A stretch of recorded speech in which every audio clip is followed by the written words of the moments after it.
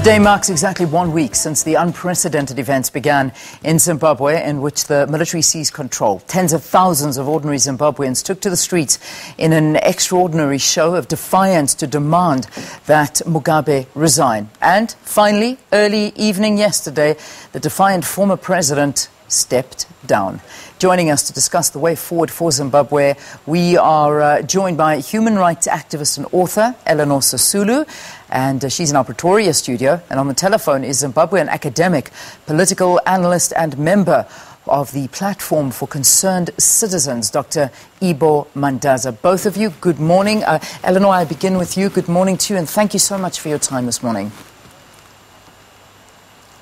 Oh, it's a pleasure, Leanne. Thank you. Dr. Mandaza, you're on the line. Thank you very, very much for your time as well.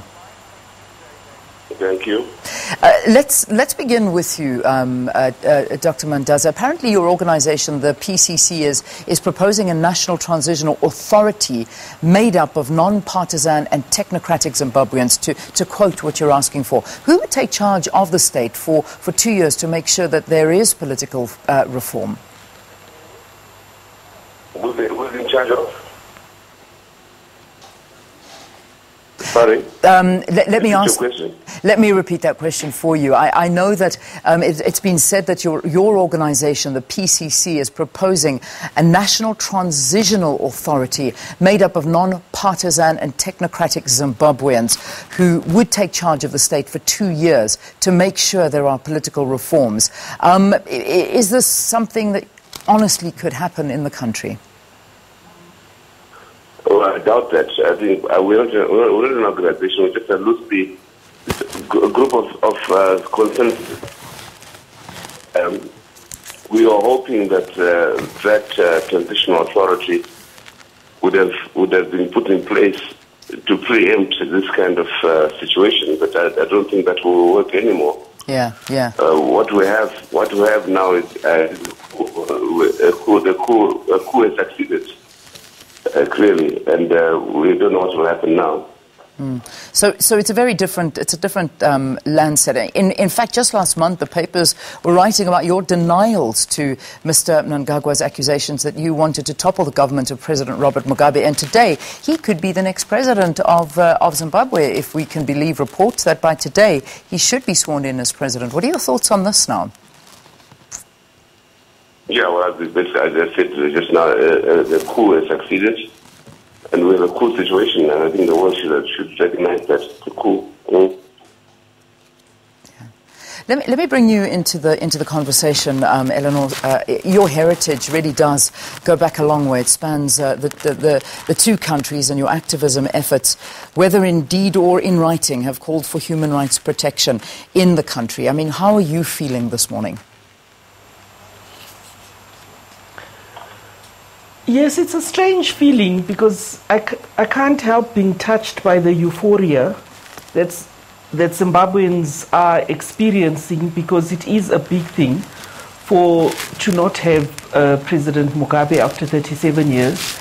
But at the same time, there's the sober reality that we do have a very irregular political situation, and one holds one's breath because there have been human rights violations in the past, and we're just hoping that this is a new era when Zimbabweans will say that what was in the past must never be repeated again. We're looking at elections in September next year, and hoping that there will be the structural and electoral reforms to make those truly free and fair elections. And I think that's the greatest hope. Personally, my greatest hope is that there must be media freedom in Zimbabwe, because I think that is what can really be a game changer in bringing on an era of more humane politics in Zimbabwe. Obviously, you've been watching very, very closely the events unfolding in Zimbabwe, and I think what I gathered yesterday from many reports and views from around the globe, saying to see the people of Zimbabwe take to the streets, to see the peaceful manner in which they conducted themselves after all of these years and years of very, very tough times. I imagine you feel you need to laud the people of Zimbabwe, but the reality is there's a very long way to go to turn things around. Eleanor, this question for you. Yes, there is a long way to go, and I think South Africans don't realize, take media freedom for granted, and take political debate and political contestation, robust political contestation, without without violent reprisals. They take it for granted. For Zimbabweans to be able to go into the street like that with the army present was quite extraordinary, but it's a very unusual thing, and I'm hoping and praying that repression doesn't kick in. I'm glad that there's been a minimal amount of violence and that minimal lives have been lost, but the Zimbabwean experience is that things can turn very quickly. So hopefully this is the beginning of a new era. Yeah.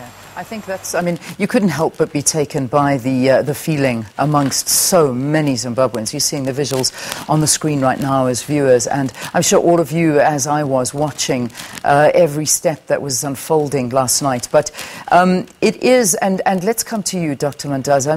You've been studying and reporting on Zimbabwe politics for a while now. This jubilation that we are seeing, do you think this is the turn for the country that it needs? Obviously a long route ahead, but what needs to happen now? Well, I still believe that there needs to be a transitional government. This is not if things proceed as we're really seeing, i.e.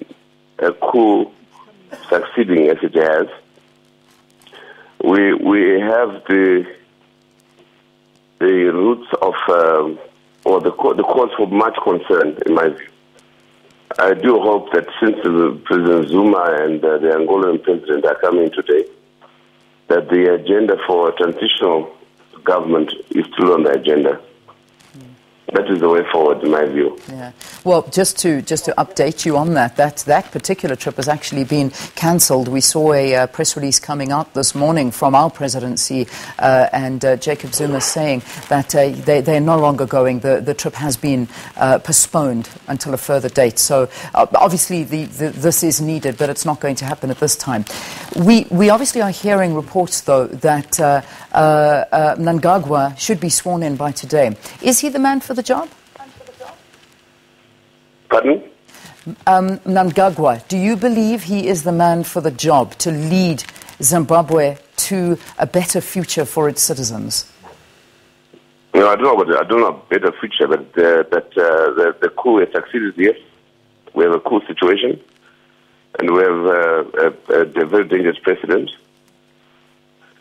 in my view, that we should have change of government in this manner. Thanks to Robert Mugabe, but I think basically we have a coup. Right. And the coup has succeeded. Yeah. Whether that portends a good future for us, I doubt that. So you're not necessarily celebrating this morning? No, I'm not at all. What do you think should happen? Because it's a reproduction of the same system that we've been fighting against, in my view. Mugabe gone is one thing, but the system remains the same as before. Yeah. Do you yourself have political ambitions in Zimbabwe? Pardon? Do you yourself have political ambitions in Zimbabwe? No, I have no such ambitions at all. Just a better future of my country. That has been my hope all my life, yes, that's all. Yeah. Eleanor, to come to you, this is, and if I may say, Dr. Mandaza is actually your family. He's a relative of yours. He's your uncle. When you hear him speaking this morning, as much as we feel that there is optimism, but you tell me, how are you feeling? Your roots are in Zimbabwe. Would you like to see a change? Can ZANU-PF take the country forward, or is it very much so the same old we've been seen happening all these years? Well, of course, with Mugabe removed, I can't help feeling that there has been a shift. But it is, as Dr. Mandaza says, it's not a good precedent to have a transition in this way. And I've always been concerned that Zimbabwe has had authoritarian rule with no capacity to effect a transition. I used to be afraid that Mugabe would die in office and that it would result in a very confused and uncertain and perhaps chaotic situation. I'm glad that that hasn't happened, but we still have a very precarious situation. I think the test is there's a concern because ZANU-PF has the principle that only people who participated in the liberation movement can rule the country. And the generals have said that. And that is a concern because we have a whole new generations of Zimbabweans, and I think that's where we need to pin our hope for future leadership. They are very young, dynamic, bright Zimbabweans, and Zimbabweans must be given the political space. And I have no idea at this stage. I mean, based on past experience, one can be forgiven for being pessimistic. But I think that the civil society organizations, the human rights organizations, need to keep the focus on human rights, need to keep the focus on the fight for media freedom, and we need to focus on constitutionalism to really get back to constitutionalism, because when the military goes into the streets, it's worrying, and it shouldn't happen again. It is a dangerous precedent. All right.